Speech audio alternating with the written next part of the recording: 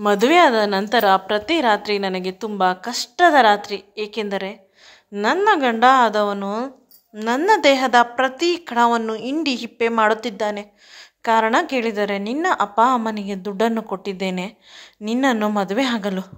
ನಾನು ಕೊಟ್ಟ ದುಡ್ಡಿಗೆ ನನಗೆ ತಕ್ಕ ಪ್ರತಿಫಲ ಬೇಕು. ಅದಕ್ಕಾಗಿ ನಿನ್ನನ್ನು ಚೆನ್ನಾಗಿ ಬಳಸಿಕೊಳ್ಳುತ್ತಿದ್ದೇನೆ. ನಿನಗೆ ಇಷ್ಟವಿದ್ದರೂ ಇಷ್ಟವಿಲ್ಲದಿದ್ದರೂ, ಕಷ್ಟವಾದರೂ ನೋವಾದರೂ ನೀನು ನನಗೆ ಸಹಕರಿಸಬೇಕು. ಈ ಮಾತುಗಳನ್ನು ಕೇಳಿ ಅಸಹ್ಯ ಶುರುವಾಯಿತು. ನಾನು ನಿಮ್ಮ ಹೆಂಡತಿ, ಯಾವಾಗ ಬೇಕಾದರೂ ಅನುಭವಿಸಬಹುದು ಅಂದರೂ ಕೂಡ ಒಪ್ಪುತ್ತಿರಲಿಲ್ಲ. ಮೈಮೇಲೆ ಬೀಳುತ್ತಿದ್ದ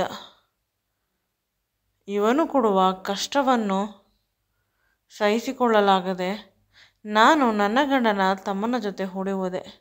ಇದನ್ನು ತಿಳಿದ ನನ್ನ ಗಂಡ ನನ್ನನ್ನು ಮತ್ತು ಅವನ ತಮ್ಮನ ಜೊತೆ ಪ್ರಪಂಚದಲ್ಲಿ ಯಾವ ಗಂಡಸರೂ ಕೂಡ ಎಂದು ಮಾಡದ ಕೆಲಸವನ್ನು ಮಾಡಿದ.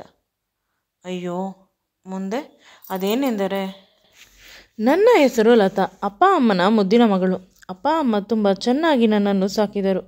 ಕಷ್ಟ ಬಡತನ ಇವೆಲ್ಲ ನನಗೆ ತಿಳಿದೇ ಇಲ್ಲ. ಸ್ಕೂಲಿಗೂ ಕೂಡ ನಾನು ತುಂಬ ದುಬಾರಿಯಾದ ಕಾರಿನಲ್ಲೇ ಹೋಗುತ್ತಿದ್ದೆ. ತುಂಬ ಚಂದದ ಬಟ್ಟೆಗಳನ್ನು ಹಾಕಿಕೊಳ್ಳುತ್ತಿದ್ದೆ. ನಾವು ಆಗರ್ಭ ಶ್ರೀಮಂತರು. ಊರಿನ ಜನರೆಲ್ಲ ನಮ್ಮನ್ನು ನೋಡಿ ಮರ್ಯಾದೆ ಕೊಡುತ್ತಿದ್ದರು, ಕೈ ಮುಗಿಯುತ್ತಿದ್ದರು. ನಾನು ಕೂಡ ಚೆನ್ನಾಗಿ ಓದುತ್ತಿದ್ದೆ. ಆ ಕೈ ಮುಗಿಯುತ್ತಿದ್ದ ಜನ ನನ್ನನ್ನು ಅವರ ತಲೆಯ ಮೇಲೆ ಇಟ್ಟುಕೊಂಡು ಆರಾಧಿಸಬೇಕು. ಆ ರೀತಿ ಏನಾದರೂ ನಾನು ಸಾಧಿಸಬೇಕು, ಅವರಿಗೆ ಸಹಾಯ ಮಾಡಬೇಕು, ಅಪ್ಪ ಅಮ್ಮನ ರೀತಿ. ಅದಕ್ಕಾಗಿ ಹಗಲು ರಾತ್ರಿ ಓದುತ್ತಿದ್ದೆ. ಪ್ರೀತಿ, ಪ್ರೇಮ ಇವುಗಳ ಬಲೆಯಲ್ಲಿ ನಾನು ಬಿದ್ದಿಲ್ಲ. ಏಕೆಂದರೆ ನನ್ನ ಗುರಿ ಏನೆಂಬುದು ನನಗೆ ತಿಳಿದಿತ್ತು. ಸ್ಕೂಲಿನಲ್ಲಿ ನಾನೇ ಫಸ್ಟ್, ಕಾಲೇಜಿನಲ್ಲೂ ನಾನೇ ಫಸ್ಟ್. ಇನ್ನೂ ಒಂದು ಉತ್ತಮವಾದ ವಿದ್ಯಾಭ್ಯಾಸಕ್ಕಾಗಿ ನಾನು ಬೇರೆ ದೇಶಕ್ಕೆ ಹೋದೆ. ನಮ್ಮ ಮನೆಯಲ್ಲಿ ದುಡ್ಡಿಗೆ ಏನೂ ಬರವಿರಲಿಲ್ಲ. ಅದಕ್ಕಾಗಿ ಕಳಿಸಿದ್ದರು ವಿದೇಶಕ್ಕೆ. ಅಪ್ಪ ಅಮ್ಮನಿಗೆ ನಾನೊಬ್ಬಳೇ ಮಗಳು. ಏಕೆಂದರೆ ನನಗೆ ತಂಗಿ ಆಗಲಿ ತಮ್ಮ ಆಗಲಿ ಇರಲಿಲ್ಲ. ನಾನು ತುಂಬ ಚಿಕ್ಕವಳು. ಆಗಲೇ ನನ್ನ ಅಪ್ಪ ಅಮ್ಮ ಇನ್ನೊಂದು ಮಗುವಿಗಾಗಿ ಪ್ರಯತ್ನಿಸಿದರು. ಆದರೆ ಆಗಲಿಲ್ಲ. ಅಮ್ಮನಲ್ಲಿ ಏನೋ ಒಂದು ದೊಡ್ಡ ಸಮಸ್ಯೆ ಇತ್ತಂತೆ. ಆಗ ಅಮ್ಮ ಅಪ್ಪನಿಗೆ ಇನ್ನೊಂದು ಮದುವೆ ಆಗಲು ಸೂಚಿಸಿದರು. ಆದರೆ ಅಪ್ಪ ಮದುವೆ ಆಗಲಿಲ್ಲ. ನನ್ನ ಬದುಕಿನ ಮೊದಲ ಮತ್ತು ಕೊನೆಯ ದೇವತೆ ನೀನೇ. ಈ ರೀತಿಯ ಅರ್ಥವಿಲ್ಲದ ಮಾತುಗಳನ್ನು ಆಡಬೇಡ ಅಂತ ಹೇಳಿ ಸುಮ್ಮನಾಗಿಸುತ್ತಿದ್ದರು. ಅಮ್ಮನ ಪ್ರಕಾರ ಅಪ್ಪನಿಗೆ ಒಬ್ಬ ಗಂಡು ಮಗ ಇರಬೇಕಿತ್ತು ಅನ್ನುವ ಆಸೆ ಇತ್ತು. ಆ ಗಂಡು ಮಗನ ಜಾಗ ತುಂಬಲು ನಾನು ಸತತವಾಗಿ ಪ್ರಯತ್ನಿಸುತ್ತಿದ್ದೇನೆ. ಆದರೆ ಅದು ಎಷ್ಟು ಜನಕ್ಕೆ ಕಾಣಿಸುತ್ತಿದೆಯೋ ಇಲ್ಲವೋ ತಿಳಿದಿಲ್ಲ. ವಿದೇಶದಲ್ಲಿ ನನ್ನ ವಿದ್ಯಾಭ್ಯಾಸವೂ ಕೂಡ ತುಂಬ ಚೆನ್ನಾಗಿ ಆಯಿತು. ಅಪ್ಪ ಅಮ್ಮನ ಆಶೀರ್ವಾದದಿಂದ ನಾನು ನನ್ನ ದೇಶಕ್ಕೆ ಹಿಂತಿರುಗಿದೆ. ಇಲ್ಲಿ ಬಂದಾಗ ಒಂದು ದೊಡ್ಡ ಆಶ್ಚರ್ಯ ಕಾದಿತ್ತು. ನನ್ನನ್ನು ಕರೆದುಕೊಂಡು ಹೋಗಲು ಅಪ್ಪ ಅಮ್ಮ ಬಂದಿಲ್ಲ. ಕೇವಲ ನನ್ನ ಗೆಳೆಯ ಗೆಳತಿಯರು ಬಂದಿದ್ದರು. ನನಗೆ ಶಾಕ್ ಆಯಿತು. ನನಗೆ ಇವರಿಗಿಂತ ಹೆಚ್ಚಿಗೆ ಅಪ್ಪ ಅಮ್ಮ ಬಂದಿದ್ದರೆ ಚೆನ್ನಾಗಿರುತ್ತಿತ್ತು ಅಂತ ಅನಿಸುತ್ತಿತ್ತು. ಆಗ ನನ್ನ ಗೆಳತಿಯರ ಹೇಳಿದ ಮಾತುಗಳನ್ನು ಕೇಳಿ ಬೆಚ್ಚಿಬಿದ್ದೆ. ಅಪ್ಪ ಅಮ್ಮನಿಗೆ ಬಿಸ್ನೆಸ್ಸಲ್ಲಿ ತುಂಬ ಲಾಸ್ ಆಯ್ತಂತೆ. ಆದ್ದರಿಂದ ಈಗ ಯಾವುದೋ ಒಂದು ಚಿಕ್ಕ ವಠಾರದಲ್ಲಿ ಒಂದು ಪುಟ್ಟ ಮನೆ ಮಾಡಿಕೊಂಡು ಇದ್ದಾರೆ. ಇಷ್ಟೇ ಅಲ್ಲ, ಇನ್ನು ದೊಡ್ಡ ದೊಡ್ಡ ನೋವುಗಳನ್ನು ಕಷ್ಟಗಳನ್ನು ಅಪ್ಪ ಅಮ್ಮ ಅನುಭವಿಸಿದ್ದಾರೆ. ನನಗೆ ಹೇಳದೆ ಎಲ್ಲಿ ನನಗೆ ನೋವಾಗುತ್ತದೆ ಅಂತ, ಅಥವಾ ನನ್ನ ವಿದ್ಯಾಭ್ಯಾಸಕ್ಕೆ ತೊಂದರೆ ಆಗುತ್ತದೆ ಅನ್ನುವ ಭಯದಿಂದ ಸುಮ್ಮನಿದ್ದರು ಅಂತ ಅನಿಸುತ್ತದೆ. ಅಪ್ಪ ಅಮ್ಮನನ್ನು ನೋಡುವ ಕಾತುರ. ಮನೆಗೆ ಹೋಗಿ ಅವರನ್ನು ನೋಡಿ ಗಟ್ಟಿಯಾಗಿ ತಬ್ಬಿಕೊಂಡು ಅಳಲು ಶುರು ಮಾಡಿದೆ. ಅವರುಗಳು ಕೂಡ ಅಳಲು ಶುರು ಮಾಡಿದರು. ಏಕೆಂದರೆ ಅಪ್ಪ ಅಮ್ಮನ ಹಣಕಾಸಿನ ಪರಿಸ್ಥಿತಿ ಕಡಿಮೆ ಆದಂತೆ ನೆಂಟರುಗಳು ಗೆಳೆಯರು ಅವರ ಕೈಯನ್ನು ಬಿಟ್ಟು ಬಿಟ್ಟರಂತೆ. ಕೇವಲ ಒಬ್ಬರು ಇಬ್ಬರು ನಿಜವಾದ ಗೆಳೆಯರು ಅವರಿಗೆ ಸಹಾಯ ಮಾಡಿದ್ದರಂತೆ. ಆದ್ದರಿಂದ ಇಂದು ಮನೆಯನ್ನು ತೆಗೆದುಕೊಂಡು ಅದರಲ್ಲಿ ವಾಸವಿದ್ದಾರೆ. ಆ ಮನೆಗೆ ಕೂಡ ತುಂಬ ಚಿಕ್ಕದ್ದು. ನಮ್ಮ ಮನೆಗೆ ಕೆಲಸಕ್ಕೆ ಬರುವವರು ಇನ್ನೂ ಚಂದದ ಮನೆಯಲ್ಲಿ ಇರುತ್ತಿದ್ದರು ಒಂದು ಕಾಲದಲ್ಲಿ. ಈಗ ನಮಗೆ ಈ ರೀತಿಯ ಪರಿಸ್ಥಿತಿ ಬಂದಿದೆ. ಅಕ್ಕಪಕ್ಕದ ಮನೆಯಲ್ಲಿ ಗಲಾಟೆಗಳು. ಕುಡುಕರು ಹೆಂಡತಿಗೆ ಹೊಡೆಯುತ್ತಾರೆ. ಅಲ್ಲಿ ರಾತ್ರಿಯ ಆನ್ಲೈನ್ನಲ್ಲಿ ನಾನು ದೊಡ್ಡ ದೊಡ್ಡ ಕಂಪನಿಗಳಿಗೆ ಕೆಲಸಕ್ಕೆ ಅಪ್ಲೈ ಮಾಡಿದೆ. ಮೊದಲು ಅಪ್ಪ ಅಮ್ಮನನ್ನು ಈ ನರಕದಿಂದ ಪಾರು ಮಾಡಬೇಕು ಅಂತ, ನನ್ನ ಕೈಯಲ್ಲಿ ಎಷ್ಟು ಆಗುತ್ತದೆ ಅದಕ್ಕಿಂತ ಹೆಚ್ಚಿಗೆ ನೋಡಿಕೊಳ್ಳಬೇಕು ಅಂತ ಆಸೆಪಟ್ಟೆ. ಅದೇ ರೀತಿ ಮಾಡಲು ಪ್ರಯತ್ನಿಸುತ್ತಿದ್ದೆ. ಅಮ್ಮ ಬೇಸರ ಮಾಡಿಕೊಂಡಳು. ನಮ್ಮ ಬಿಸ್ನೆಸ್ಸಲ್ಲಿ ಲಾಸ್ ಆಗಿದ್ದರಿಂದ ನಿನಗೆ ಒಳ್ಳೆಯ ಹುಡುಗನನ್ನು ಹುಡುಕಿ ಮದುವೆ ಮಾಡುವುದು ಕಷ್ಟ ಆಗುವುದಿಲ್ಲವೇನೋ ನಮ್ಮ ಕೈಯಲ್ಲಿ. ನಮ್ಮ ಎಷ್ಟೋ ವರ್ಷಗಳ ಕನಸು ಮಣ್ಣಾಗುತ್ತದೆ. ಅಂದರೆ ನಿಧಾನವಾಗಿ ಮದುವೆ ಆಗುತ್ತೇನೆ ಅಂತ ಹೇಳಿದಾಗ ಅಮ್ಮ ಏನೋ ಹೇಳಲು ಬಾಯಿ ತೆಗೆದಳು. ಆಗ ಅಪ್ಪ ಸುಮ್ಮನಿರು ಅಂತ ಸನ್ನೆ ಮಾಡಿದ. ಅವರಿಬ್ಬರು ಸಮಾಧಾನವಾಗಿ ನಿಧಾನವಾಗಿ ಯೋಚಿಸಿ ಹೇಳಲಿ ಅಂತ ಸುಮ್ಮನಾದೆ. ರಾತ್ರಿ ತುಂಬ ನಿದ್ದೆ ಬಂತು. ಈ ಯೋಚನೆಗಳಿಂದ ಬೇಸತ್ತ ತಲೆಗೆ ವಿಶ್ರಾಂತಿ ಬೇಕಿತ್ತು. ಆದರೂ ನನಗೇನು ಅಷ್ಟು ಕಷ್ಟವಾಗುತ್ತಿರಲಿಲ್ಲ. ಚೆನ್ನಾಗಿ ಓದಿದ್ದೆ. ಪ್ರಪಂಚದ ಯಾವ ಮೂಲೆಯಲ್ಲಿ ಬೇಕಾದರೂ ಕೆಲಸವನ್ನು ಗಿಟ್ಟಿಸಿಕೊಳ್ಳುತ್ತೇನೆ ಅನ್ನುವ ಧೈರ್ಯವಿತ್ತು. ಬೆಳಿಗ್ಗೆ ಎಚ್ಚರವಾಯಿತು. ಮನೆಯಲ್ಲಿ ಯಾರೋ ಅಪರಿಚಿತ ಗಂಡಸಿನ ಧ್ವನಿ ಕೇಳುತ್ತಿತ್ತು. ಯಾರೋ ಅಪ್ಪನ ಹೊಸ ಗೆಳೆಯ ಇರಬಹುದು ಅಂತ ಸುಮ್ಮನಾದೆ. ಇಲ್ಲ, ಆ ಗೆಳೆಯ ನನ್ನ ಮದುವೆ ಬಗ್ಗೆ ಮಾತನಾಡುತ್ತಿದ್ದಾನೆ. ನಿಮ್ಮ ಮಗಳಿಗೆ ಇನ್ನೂ ವಿಷಯವನ್ನು ಹೇಳಿಲ್ಲವೇ? ಹೇಳಬೇಕು ತಾನೆ? ಆದಷ್ಟು ಬೇಗ ಮದುವೆಗೆ ತಯಾರಿ ಮಾಡಿಕೊಳ್ಳಿ. ಮದುವೆಗೆ ನೀವೇನು ದುಡ್ಡು ಖರ್ಚು ಮಾಡಬೇಡಿ. ಎಲ್ಲ ಖರ್ಚನ್ನು ನಾನೇ ನೋಡಿಕೊಳ್ಳುತ್ತೇನೆ. ನಿಮ್ಮ ಮಗಳು ನಮ್ಮ ಮನೆಯಲ್ಲಿ ರಾಣಿಯ ರೀತಿ ಇರುತ್ತಾಳೆ. ನಿಧಾನವಾಗಿ ಹೊರಗೆ ಬಂದೆ. ಅಲ್ಲಿದ್ದ ಮನುಷ್ಯನನ್ನು ನೋಡಿ ನಾನು ಬೆಚ್ಚಿಬಿದ್ದೆ. ಅವನು ಬೇರೆ ಯಾರೂ ಅಲ್ಲ. ನಾನು ಕಾಲೇಜಿನಲ್ಲಿ ಓದಬೇಕಾದರೆ ನನ್ನ ಹಿಂದೆ ಬಿದ್ದಿದ್ದ, ಒಂದು ರೀತಿಯ ನನ್ನ ಜೊತೆ ಯಾವುದೇ ಹುಡುಗರು ಮಾತನಾಡಿದರೂ ಅವರಿಗೆ ಚೆನ್ನಾಗಿ ಹೊಡೆಯುತ್ತಿದ್ದ, ಇಲ್ಲ ಬೇರೆಯವರ ಹತ್ತಿರ ಹೊಡೆಸುತ್ತಿದ್ದ. ಆದ್ದರಿಂದ ಎಲ್ಲರೂ ನನ್ನ ಜೊತೆ ಮಾತನಾಡುವುದನ್ನು ಬಿಟ್ಟು ಬಿಟ್ಟಿದ್ದರು ಭಯದಿಂದ. ಇವನು ಹೇಗೆ ನಮ್ಮ ಮನೆಗೆ ಬಂದಿದ್ದಾನೆ? ಪ್ರಶ್ನಾರ್ಥಕವಾಗಿ ಅಪ್ಪ ಅಮ್ಮನನ್ನು ನೋಡಿದೆ. ಅವರಿಬ್ಬರು ತಲೆ ತಗ್ಗಿಸಿದರು. ಆ ರೌಡಿ ರಾಜ, ನಾನು ನಿನ್ನನ್ನು ಮದುವೆ ಆಗುತ್ತೇನೆ. ನಾಳೆ ದೇವಸ್ಥಾನದಲ್ಲಿ ಮದುವೆಗೆ ಚೆನ್ನಾಗಿ ರೆಡಿ ಆಗು. ಮದುವೆ ಆದ ಮೇಲೆ ಕೆಲಸಕ್ಕೆ ಹೋಗಬಾರದು, ಮನೆಯಲ್ಲಿ ಇರಬೇಕು, ನನ್ನನ್ನು ನೋಡಿಕೊಂಡು ಅಂತ ಹೇಳಿದ. ನೀನ್ಯಾರು ನನ್ನನ್ನು ಕೆಲಸಕ್ಕೆ ಹೋಗಬೇಡ ಅಂತ ಹೇಳಲು? ಕೆಲಸಕ್ಕೆ ಹೋಗಿ ಚೆನ್ನಾಗಿ ದುಡಿದು ಅಪ್ಪ ಅಮ್ಮನನ್ನು ನೋಡಿಕೊಳ್ಳಬೇಕು. ನನಗೆ ಜವಾಬ್ದಾರಿ ಇದೆ ಅಂತ ಹೇಳಿದಾಗ ಆ ಜವಾಬ್ದಾರಿಯನ್ನು ನನಗೆ ಕೊಡು.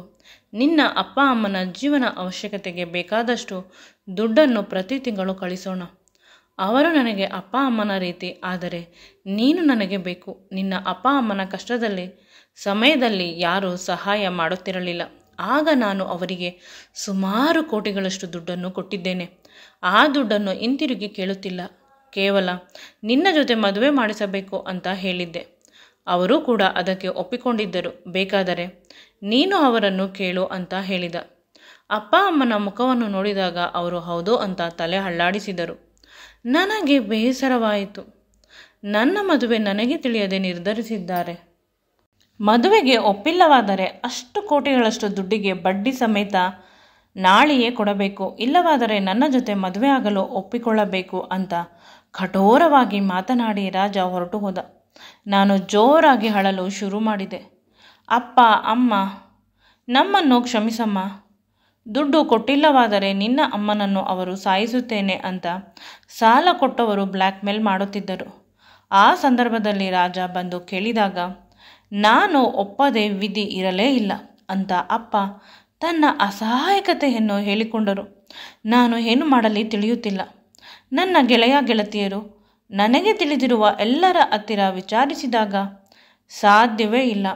ಅಷ್ಟು ದುಡ್ಡನ್ನು ಇನ್ನು 1 ವರ್ಷವಾದರೂ ಕೂಡ ನಾನು ಹೊಂದಿಸಲು ಸಾಧ್ಯವಿಲ್ಲ. ನಿಧಾನವಾಗಿ ಆದರೆ ಆಗುತ್ತಿತ್ತು. ಇವನು ನನ್ನ ಮೇಲೆ ಆಸೆಗೆ ಈ ರೀತಿ ಮಾಡಿದ್ದಾನೆ. ಮದುವೆ ಆಗಿಲ್ಲವಾದರೆ ಬೇರೆ ರೀತಿ ತೊಂದರೆ ಕೊಡುತ್ತಾನೆ. ಮದುವೆ ಆಗಿಬಿಡು ಅಂತ ಅಮ್ಮ ಹೇಳುತ್ತಾಳೆ. ನನಗೂ ಅದು ನಿಜ ಅಂತ ಅನಿಸಿತು. ನನಗೆ ಇರುವ ವೀಕ್ನೆಸ್ ಅಪ್ಪ ಅಮ್ಮ, ಅದು ಅವನಿಗೂ ಗೊತ್ತು.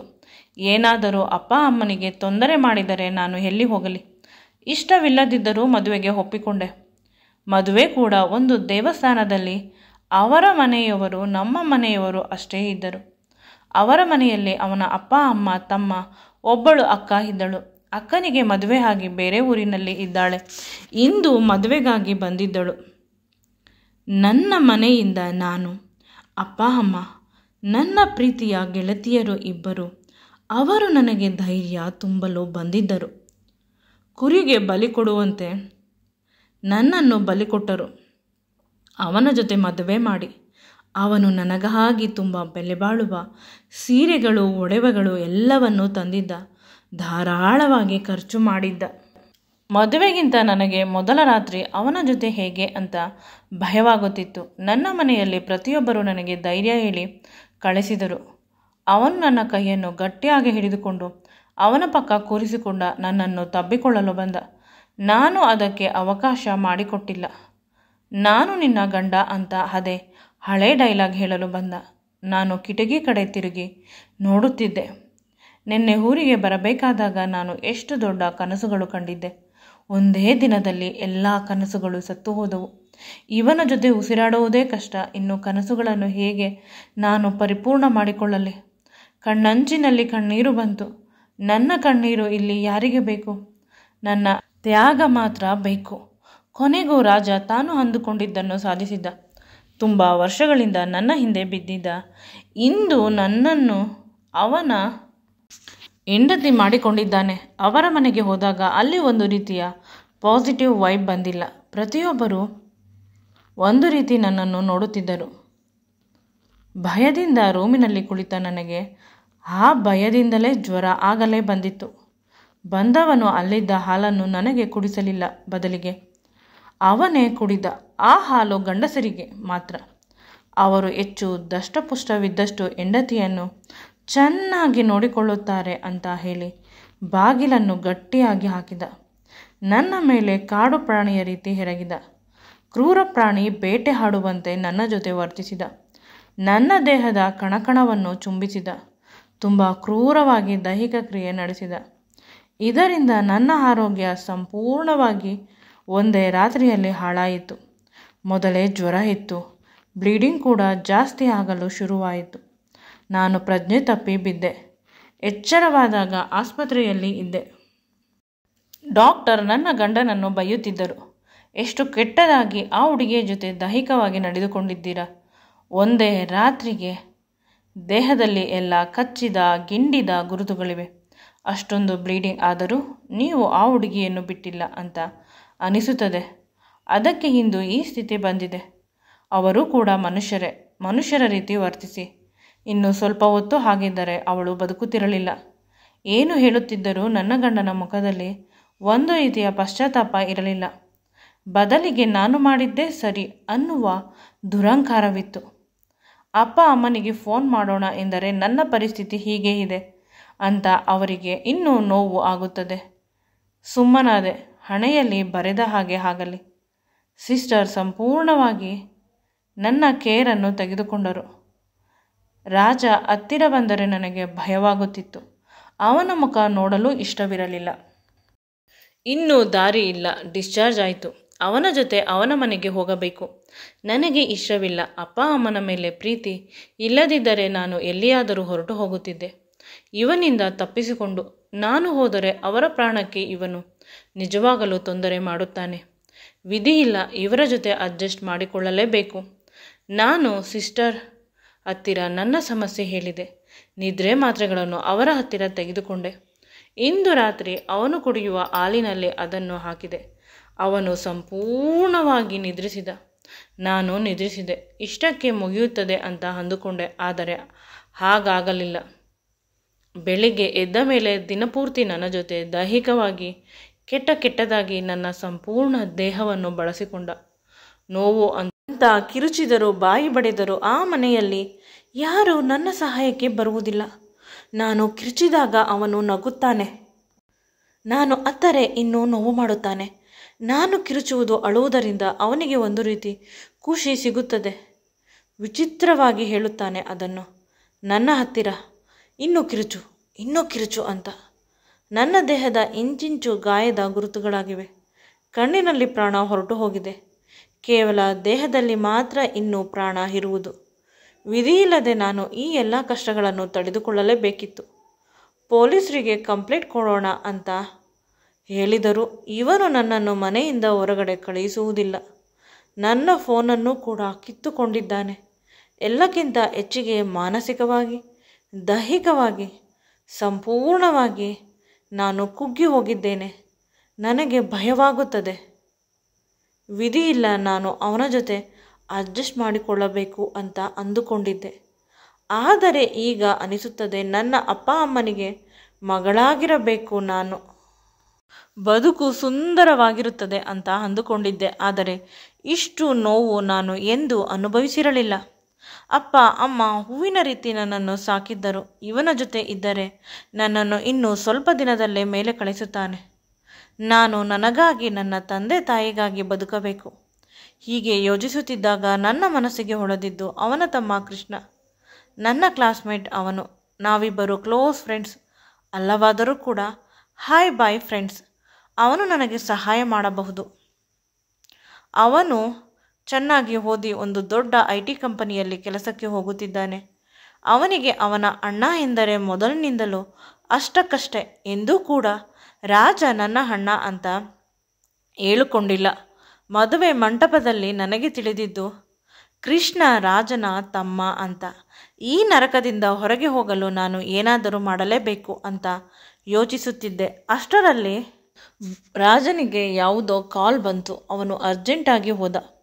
ಇದೇ ಮೊದಲ ಬಾರಿಗೆ ನನಗೆ ನೋವು ಮಾಡುವ, ನನಗೆ ಕಷ್ಟ ಕೊಡುವ ಪಾಪಿಯ ಮುಖದಲ್ಲಿ ಭಯವನ್ನು ನಾನು ನೋಡಿದ್ದು. ಅವರ ಮನೆಯಲ್ಲಿ ಯಾರೂ ಕೂಡ ಇರಲಿಲ್ಲ. ಮನೆಯೆಲ್ಲ ಹುಡುಕಿದರೂ ಫೋನ್ ಸಿಗಲಿಲ್ಲ. ಕೊನೆಗೆ ಮನೆಯಲ್ಲಿ ಇದ್ದ ಕೆಲಸದವಳ ಫೋನ್ ತೆಗೆದುಕೊಂಡು ಕೃಷ್ಣನಿಗೆ ಫೋನ್ ಮಾಡಿದೆ.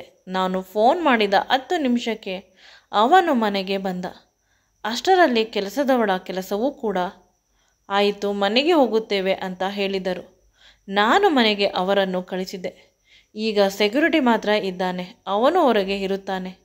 ಮನೆಯಲ್ಲಿ ಎಲ್ಲೂ CCTV ಕ್ಯಾಮ್ರಾ ಇಲ್ಲ. ಅದು ಒಂದು ಧೈರ್ಯ. ಹೊರಗೆ ಇದೆ, ಮನೆ ಒಳಗಡೆ ಇಲ್ಲ. ನಾನು ಕೃಷ್ಣನ ಮುಖವನ್ನು ನೋಡಿ ಜೋರಾಗಿ ಅಳಲು ಶುರು ಮಾಡಿದೆ. ಅವನು ನನ್ನನ್ನು ಗಟ್ಟಿಯಾಗಿ ತಬ್ಬಿಕೊಂಡು ಸಮಾಧಾನ ಮಾಡಿದ.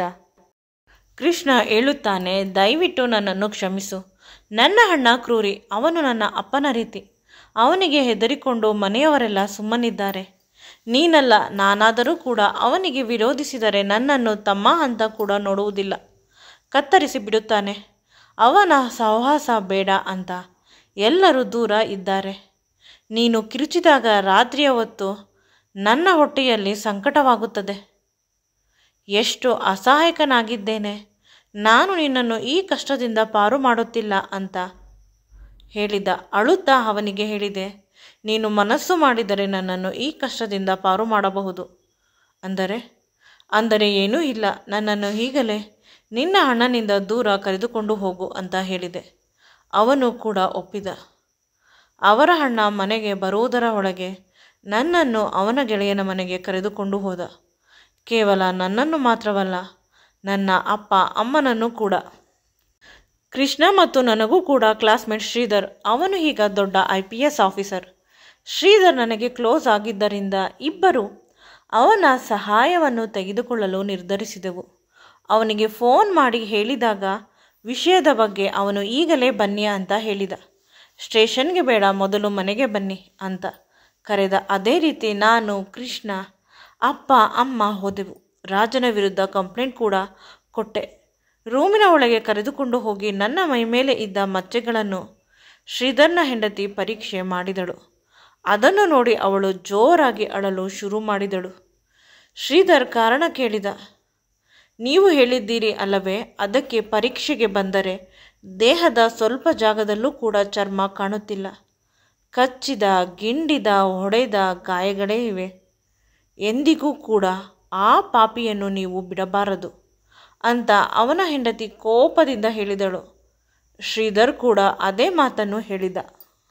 ಅಪ್ಪ ಅಮ್ಮನ ಸ್ಥಿತಿ ತುಂಬ ಅಸಹಾಯಕವಾಗಿದೆ. ಅವರಿಬ್ಬರು ನಿರಂತರವಾಗಿ ಅಳುತ್ತಿದ್ದರು.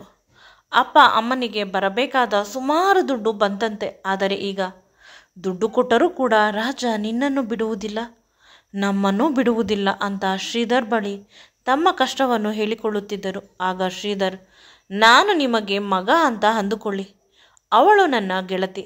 ಎಂದಿಗೂ ಕೂಡ ಅವಳಿಗೆ ಆಗಿರುವ ಅನ್ಯಾಯಕ್ಕೆ ನ್ಯಾಯ ಕೊಡಿಸುತ್ತೇನೆ. ಅವಳು ಜೀವನ ಪೂರ್ತಿ ಏನೋ ಒಂಟಿಯಾಗಿರುವುದಿಲ್ಲ. ಸ್ವಲ್ಪ ದಿನಗಳಾದ ಮೇಲೆ ಒಂದು ಒಳ್ಳೆಯ ಹುಡುಗನನ್ನು ನೋಡಿ ಮದುವೆ ಮಾಡಿದರೆ ಆಯಿತು. ನಾನೇ ಅಣ್ಣನ ಸ್ಥಾನದಲ್ಲಿ ನಿಂತು ಎಲ್ಲವನ್ನು ಮಾಡುತ್ತೇನೆ. ಮೊದಲು ಈ ರಾಜನಿಗೆ ತಕ್ಕ ಪಾಠವನ್ನು ಕಲಿಸಲೇಬೇಕು ಅಂತ ಶ್ರೀಧರ್ ಕೋಪದಿಂದ ಹೇಳುತ್ತಿದ್ದ. ಕೃಷ್ಣ ಕೂಡ ಅಣ್ಣನ ಬಗ್ಗೆ ತುಂಬ ಬೇಸರ ಮಾಡಿಕೊಂಡಿದ್ದ. ಏನಕ್ಕಾದರೂ ನಾನು ಅವನ ತಮ್ಮನಾಗಿ ಹುಟ್ಟಿದೆ ಅಂತ ಅನಿಸುತ್ತದೆ ಅಂತ ಹೇಳುತ್ತಿದ್ದ. ಅಷ್ಟರಲ್ಲಿ ಕೃಷ್ಣನ ಅಮ್ಮ ಫೋನ್ ಮಾಡಿದ್ದಳು. ರಾಜ ಮನೆಗೆ ಬಂದು ಗಲಾಟೆ ಮಾಡುತ್ತಿದ್ದಾನೆ. ನೀವೊಬ್ಬರು ಒಟ್ಟಿಗೆ ಹೋಗಿದ್ದನ್ನು ಸೆಕ್ಯೂರಿಟಿ ಹೇಳಿದ್ದಾನೆ. ನನ್ನ ಹೆಂಡತಿಯನ್ನು ಕೃಷ್ಣ ಓಡಿಸಿಕೊಂಡು ಹೋಗಿದ್ದಾನೆ. ಕೃಷ್ಣನನ್ನು ಸಾಯಿಸಿ ಅವಳನ್ನು ಮನೆಗೆ ಕರೆದುಕೊಂಡು ಬರುತ್ತೇನೆ ಅಂತ ಮನೆಯಲ್ಲಿ ಇದ್ದ ಹೊಸ ಹೊಸ ಆಯುಧಗಳನ್ನು ತನ್ನ ಬ್ಯಾಗಿಗೆ ಹಾಕಿಕೊಳ್ಳುತ್ತಿದ್ದಾನೆ ಅಂತ ಭಯದಿಂದ ಅಮ್ಮ ಕಾಲ್ ಮಾಡಿದ್ದಳು. ನಾನು ಇದನ್ನೆಲ್ಲ ಲೌಡ್ ಸ್ಪೀಕರ್ನಲ್ಲಿ ಇಟ್ಟಿದ್ದೆ. ಕಾಲನ್ನು ಶ್ರೀಧರ್ ಕೂಡ ಕೇಳಿಸಿಕೊಂಡಿದ್ದ. ಇದು ಒಂದು ಒಳ್ಳೆ ಸಾಕ್ಷಿಯಾಗುತ್ತದೆ ಅಂತ ಯೋಚಿಸುತ್ತಿದ್ದ. ಅಷ್ಟರಲ್ಲಿ ಫೋನ್ ಕಟ್ಟಾಯಿತು. ವಿಧಿಯಿಲ್ಲದೆ ನಾವು ಸುಮ್ಮನಿರಬೇಕಾಯಿತು. ಶ್ರೀಧರ್ ತಡ ಮಾಡದೆ ಅವರ ಟೀಮ್ಗೆ ಫೋನ್ ಮಾಡಿ ಹೇಳಿದರು, ಕೃಷ್ಣನ ಮನೆಯ ಅಡ್ರೆಸ್ಸನ್ನು ಕೊಟ್ಟು ಅಲ್ಲಿಂದ ರಾಜನನ್ನು ಅರೆಸ್ಟ್ ಮಾಡಿ ಕರೆದುಕೊಂಡು ಬನ್ನಿ. ಯಾವುದೇ ಕಾರಣಕ್ಕೂ ಅವನು ತಪ್ಪಿಸಿಕೊಳ್ಳಬಾರದು ಅಂತ ವಾರ್ನ್ ಮಾಡಿದ. ನಾವೆಲ್ಲ ಸ್ಟೇಷನ್ ಕಡೆ ಹೊರಟೆವು. ಇನ್ನು ಸ್ವಲ್ಪ ಸಮಯಕ್ಕೆ ರಾಜ ಸ್ಟೇಷನ್ಗೆ ಬರುತ್ತಾನೆ. ಅವನು ತುಂಬ ವರ್ಷಗಳಿಂದ ರೌಡಿ, ಯಾವುದಕ್ಕೂ ಹಿಂದೆ ಮುಂದೆ ನೋಡುವುದಿಲ್ಲ. ಈಗ ಅವನನ್ನು ತುಂಬ ವಿವೇಚನೆಯಿಂದ ಹ್ಯಾಂಡಲ್ ಮಾಡಬೇಕು ಅಂತ ಶ್ರೀಧರ್ ಹೇಳಿದ. ರಾಜನ ಹಳೆ ಅಪರಾಧಗಳ ಫೈಲ್ಗಳನ್ನು ನೋಡಿ ನನಗೂ ಭಯವಾಯಿತು. ಈ ರೀತಿಯ ಸಮಾಜಘಾತುಕನ ಜೊತೆ ನಾನು ಮದುವೆಯಾದೆ. ಯಾವ ಜನ್ಮದ ಕರ್ಮವೋ, ಏನು ತಪ್ಪು ಮಾಡಿದ್ದೇನೋ ಅದರ ಫಲ ಅಂತ ದುಃಖವಾಯಿತು. ಅಷ್ಟರಲ್ಲಿ ಶ್ರೀಧರ್ ಫೋನ್ಗೆ ಕಾಲ್ ಬಂತು. ರಾಜನನ್ನು ಪೊಲೀಸ್ನವರು ಅರೆಸ್ಟ್ ಮಾಡಿಕೊಂಡು ಕರೆದು ತರಬೇಕಾದರೆ ಪೊಲೀಸ್ನವರಿಗೆ ಯಾಮಾರಿಸಿ ಅವನು ಜೀಪಿನಿಂದ ಕೆಳಗೆ ಹಾರಿದನಂತೆ ತಪ್ಪಿಸಿಕೊಳ್ಳಲು. ಅಷ್ಟರಲ್ಲಿ ಹಿಂದೆಯಿಂದ ಬರುವ ಯಾವುದೋ ಒಂದು ಲಾರಿ ಅವನ ದೇಹದ ಮೇಲೆ ಹೋಯಿತಂತೆ. ಅವನ ದೇಹ ಸಂಪೂರ್ಣವಾಗಿ ಜಜ್ಜಿ ಹೋಗಿದೆ. ಸ್ಪಾಟಲ್ಲೇ ಸತ್ತು ಹೋಗಿದ್ದಾನೆ. ಈ ವಿಷಯ ಕೇಳಿದ ತಕ್ಷಣ ಎಲ್ಲರ ಮುಖದಲ್ಲಿ ಒಂದು ರೀತಿಯ ನಗು ಬಂತು. ದುಷ್ಟಶಕ್ತಿ ಸಂಹಾರವಾಯಿತು. ಸಮಾಜಘಾತುಕ ಸತ್ತು ಹೋದ ಅಂತ ಎಲ್ಲರೂ ಖುಷಿಪಟ್ಟೆವು. ನಾವು ಮಾತ್ರ ಅಲ್ಲ, ಕೃಷ್ಣ ಕೂಡ ಖುಷಿಪಟ್ಟ. ಇನ್ನೊಬ್ಬರಿಗೆ ನೋವು ಮಾಡಿದರೆ ದೇವರು ಅವರ ಲೆಕ್ಕವನ್ನು ಚುಕ್ತ ಮಾಡೇ ಮಾಡುತ್ತಾನೆ ಸರಿಯಾದ ಸಮಯ ಬಂದಾಗ. ಅದೇ ರೀತಿ ಇಂದು ರಾಜನಿಗೂ ಕೂಡ ಆಯಿತು. ನನಗೆ ಮಾಡಿದ ಮೋಸ ನನ್ನಂಥ ಎಷ್ಟೋ ಜನ ಹೆಣ್ಣು ಮಕ್ಕಳ ಜೊತೆ ಕೆಟ್ಟದಾಗಿ ನಡೆದುಕೊಂಡಿದ್ದ. ಅದರ ಫಲ ಇಂದು ತುಂಬ ಕೆಟ್ಟದಾಗಿ ಅವನು ಸತ್ತ. ಕರ್ಮ ಯಾವತ್ತೂ ಯಾರನ್ನು ಬಿಡುವುದಿಲ್ಲ ಅಂತ ಶ್ರೀಧರ್ ಹೇಳಿದ. ನನಗೂ ಕೂಡ ಅದು ಸತ್ಯ ಅಂತ ಅನ್ನಿಸಿತು. ಈಗ ನಾನು ಸ್ವತಂತ್ರಳಾದೆ. ಅವನ ಸಾವಿನಿಂದ ಒಂದು ಒಳ್ಳೆಯ ಕಂಪನಿಗೆ ಕೆಲಸಕ್ಕೆ ಸೇರಿಕೊಂಡೆ. ಅಪ್ಪ ಅಮ್ಮ ನಾನು ಇರಲು ಒಂದು ಸುಂದರವಾದ ಫ್ಲ್ಯಾಟನ್ನು ಕೂಡ ತೆಗೆದುಕೊಂಡೆ. ಈಗ ನೆಮ್ಮದಿಯಾಗಿ ಬಾಳುತ್ತಿದ್ದೇನೆ. ಹಳೆಯ ಕಹಿ ಘಟನೆಗಳೆಲ್ಲ ಮರೆತು ಹೋಗಿದೆ. ಬದುಕು ಸುಂದರವಾಗಿದೆ. ಶ್ರೀಧರ್ ಈಗ ನಮ್ಮ ಫ್ಯಾಮಿಲಿ ಫ್ರೆಂಡ್. ಅವನು ಅವನ ಹೆಂಡತಿ ನಮ್ಮ ಮನೆಗೆ ಬಂದು ಹೋಗುತ್ತಾರೆ. ನಾವು ಕೂಡ ಅವರ ಮನೆಗೆ ಬಂದು ಹೋಗುತ್ತೇವೆ. ಒಂದು ಒಳ್ಳೆಯ ಬಾಂಡಿಂಗ್ ಇದೆ. ಇಂದು ನನಗೆ ರಜೆ ಇತ್ತು, ರೆಸ್ಟ್ ಮಾಡುತ್ತಿದ್ದೆ. ಕೃಷ್ಣ ಬಂದ. ಅವನ ಜೊತೆ ಶ್ರೀಧರ್ ಅಂಡ್ ಫ್ಯಾಮಿಲಿ ಕೂಡ ಬಂತು, ತಾಂಬೂಲದ ಜೊತೆ. ನನಗೆ ಏನೋ ಅರ್ಥವಾಗಲಿಲ್ಲ. ಆಗ ಶ್ರೀಧರ್ ಹೇಳುತ್ತಾರೆ, ನನ್ನ ತಂಗಿಯನ್ನು ಮದುವೆ ಆಗಲು ನನ್ನ ಗೆಳೆಯ ಸಿದ್ಧನಿದ್ದಾನೆ. ತಂಗಿಗೆ ಈ ಮದುವೆ ಒಪ್ಪಿಗೆ ತಾನೆ ಅಂತ ಕೇಳಿದ. ಗೆಳೆಯ ಅಂದರೆ ಇನ್ಯಾರು? ಕೃಷ್ಣ. ಅವನಿಗೆ ಕೂಡ ನೀನು ಎಂದರೆ ಕಾಲೇಜ್ ಡೇಸಿಂದಲೂ ಇಷ್ಟವಿತ್ತು. ಅವನ ಅಣ್ಣ ನಿನ್ನ ಹಿಂದೆ ಬಿದ್ದಿದ್ದರಿಂದ ಅವನು ಭಯದಿಂದ ಸುಮ್ಮನಾಗಿದ್ದ. ಈಗಲಾದರೂ ಪ್ಲೀಸ್ ಅವನ ಜೊತೆ ಮದುವೆ ಆಗು. ನಾವೆಲ್ಲ ಒಟ್ಟಿಗೆ ಟ್ರಿಪ್ಗೆ ಹೋಗಬಹುದು. ಕಪಲ್ಸ್ ಟ್ರಿಪ್ಗೆ ಅಲ್ಲವೇ ಅಂತ ಶ್ರೀಧರ್ ತಮಾಷೆ ಮಾಡಿದ. ನಾನು ಸ್ವಲ್ಪ ಹೊತ್ತು ಮೌನವಾದೆ, ಸ್ವಲ್ಪ ಸೀರಿಯಸ್ ಆದೆ. ಅಲ್ಲಿಯ ವಾತಾವರಣ ತುಂಬ ಸೈಲೆಂಟ್ ಆಗಿತ್ತು. ಎಲ್ಲರಿಗೂ ಭಯವಾಯಿತು. ಇವಳಿಗೆ ಇಷ್ಟವಿಲ್ಲವೇನೋ ಅಂತ. ಕೃಷ್ಣ ಮುಂದೆ ಬಂದು ಕೆಳಗೆ ಮಂಡಿ ಊರಿ ಕುಳಿತು, ದಯವಿಟ್ಟು ನನ್ನ ಜೊತೆ ಮದುವೆಗಾಗಿ ಒಪ್ಪಿಕೋ. ನೀನು ಹೇಳಿದ ಹಾಗೆ ಕೇಳುತ್ತೇನೆ. ನಿನ್ನನ್ನು ರಾಣಿಯ ರೀತಿ ನೋಡಿಕೊಳ್ಳುತ್ತೇನೆ ಅಂತ ಹೇಳಿದ. ನಾನು ಹೇಳಿದೆ, ಹೆಂಡತಿ ಹಾಗೆ ನೋಡಿಕೋ ಸಾಕು. ನೀನು ಕಾಲೇಜ್ ಡೇಸಲ್ಲಿ ನನ್ನನ್ನು ಇಷ್ಟಪಟ್ಟಿದ್ದರೂ ಇಲ್ಲಿಯವರೆಗೂ ಏಕೆ ಸುಮ್ಮನಿದ್ದೆ? ಅವನು ಏನನ್ನೋ ಹೇಳಲು ಬಾಯಿ ತೆರೆದ. ಭಯದಿಂದ ಅಲ್ಲವೇ? ಇನ್ನು ಮೇಲೆ ನನ್ನನ್ನು ಬಿಟ್ಟರೆ ಯಾರ ಮೇಲೂ ಕೂಡ ನಿನಗೆ ಭಯ ಇರುವುದಿಲ್ಲ ಅನ್ನುವುದಾದರೆ ಮಾತ್ರ ನಿನ್ನ ಜೊತೆ ಮದುವೆಗಾಗಿ ಒಪ್ಪಿಕೊಳ್ಳುತ್ತೇನೆ. ಪುನಃ ಭಯದಿಂದ ನನ್ನನ್ನು ಬಿಟ್ಟು ಹೊರಟು ಹೋದರೆ, ನನ್ನ ರಕ್ಷಣೆ ಮಾಡದೆ ಹೋದರೆ ಅಂತ ಕೇಳಿದಾಗ ಅವನು ನನ್ನ ಸಂಪೂರ್ಣ ಜೀವನ ಪೂರ್ತಿ ನಿನ್ನನ್ನು ರಕ್ಷಣೆ ಮಾಡುತ್ತೇನೆ. ನನ್ನ ಕಣ್ಣು ನೀನು, ನಿನ್ನ ರಕ್ಷಣೆ ಮಾಡುವ ರೆಪ್ಪೆಗಳು ನಾನು ಅಂತ ಹೇಳಿದ. ಒಂದೇ ಒಂದು ಅವಕಾಶ ಕೊಡು. ಈ ನಿರ್ಧಾರದಿಂದ ಜೀವನ ಪೂರ್ತಿ ನೀನು ಖುಷಿ ಪಡುತ್ತೀಯಾ, ಹೆಮ್ಮೆ ಪಡುತ್ತೀಯಾ ಅಂತ ಹೇಳಿದ. ಅವನ ಕಣ್ಣುಗಳಲ್ಲಿ ಕಣ್ಣೀರು ಬರುತ್ತಿತ್ತು. ನಾನು ಅವನನ್ನು ಗಟ್ಟಿಯಾಗಿ ತಬ್ಬಿಕೊಂಡೆ. ತುಂಬ ದಿನಗಳಿಂದ ನನಗೂ ಕೂಡ ನಿನ್ನ ಮೇಲೆ ಇಷ್ಟವಿತ್ತು. ನೀನು ಈ ರೀತಿ ಪ್ರಪೋಸ್ ಮಾಡಿದ ಮೇಲೆ ಇನ್ನೂ ಪ್ರೀತಿ ಶುರುವಾಯಿತು ಅಂತ ಅವನನ್ನು ಗಟ್ಟಿಯಾಗಿ ತಬ್ಬಿಕೊಂಡೆ. ಅಷ್ಟರಲ್ಲಿ ಅಲ್ಲಿದ್ದವರೆಲ್ಲ ಹೊರಗೆ ಹೋದರು, ನಮಗೆ ಪ್ರೈವಸಿ ಕೊಡಲು. ಇದನ್ನು ಅರಿತ ಇಬ್ಬರು ಪರಸ್ಪರ ಒಬ್ಬರ ತುಟಿಗೆ ಒಬ್ಬರು ಮುತ್ತು ಕೊಟ್ಟಿಕೊಂಡೆವು. ದೀರ್ಘವಾಗಿ ಆ ಮುತ್ತು ನಮ್ಮಿಬ್ಬರ ಹೊಸ ಜೀವನದ ಮುನ್ನುಡಿಯಾಗಿತ್ತು. ಅದ್ಭುತವಾಗಿತ್ತು. ಈ ವಿಡಿಯೋ ನಿಮಗೆ ಇಷ್ಟವಾಗಿದ್ದಲ್ಲಿ ನನ್ನ ಚಾನಲನ್ನು ಲೈಕ್ ಮಾಡಿ, ಶೇರ್ ಮಾಡಿ ಮತ್ತು ಸಬ್ಸ್ಕ್ರೈಬ್ ಮಾಡಿ. Thank you.